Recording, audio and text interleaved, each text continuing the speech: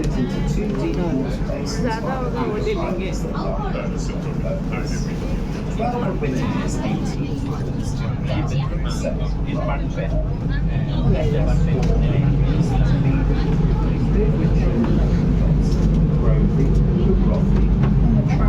Halfway up the northern basin, there's only one main river that feeds the lake in the southern basin, and that's the River Kungsley, and that's about a mile south of Bowness.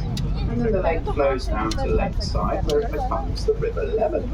It drops 130 feet over 5 miles out into Morecambe Bay and on out into the Irish Sea.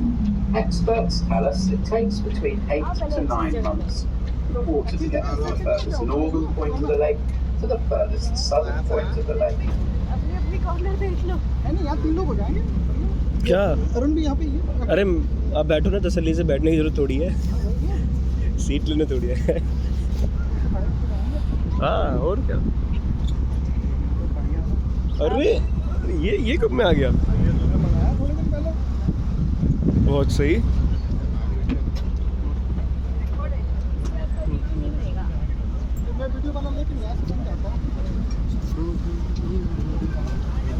So, good afternoon, ladies and gentlemen, and welcome aboard Miss Westmoreland for this 45-minute island cruise.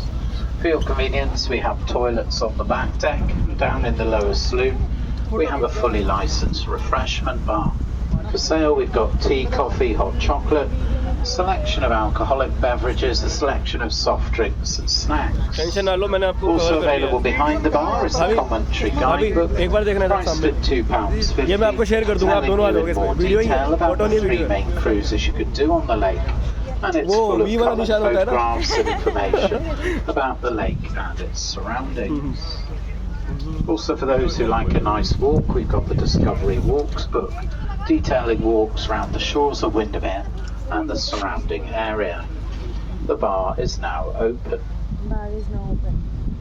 Bar open हो गया। So looking ahead of us and over to the right, you've got 3 islands coming into view. The small island nearest to us is known as Henholme. The large middle island is Ladyholme, and the one in the distance to the right is Roughholme. A few hundred years ago, there was a chapel built on Ladyholme for the local lord of the manor. He installed 2 priests to pray for his family. He gave them 2 fishing boats and 10 fishing nets. He also gave them hens that they kept on the neighbouring island of Henholme, hence its name. Today, Ladyholme is home to the Windermere cormorants, who eat twice their weight in fish a day and can dive to depths of 45 metres. To help them dive to those depths, they do not have waterproof feathers. But because they eat so much fish, it makes their droppings very acidic. So after they've been fishing, they land in the branches of the trees to dry their wings. They do the inevitable, which strips the bark from the trees, eventually killing the trees. They're quite a pest around the shores of Windermere. In some cultures, canny fishermen actually train the cormorants to fish for them and bring the fish back to their boats. So looking over to the right, you'll see the further expanse of the northern basin. It's about 4.5 miles from here up to Waterhead Bay, where you'll find the landing stage for the small town of Ambleside. The large mountainous range at the head of the lake, partly in the cloud today, is the Fairfield Horseshoe.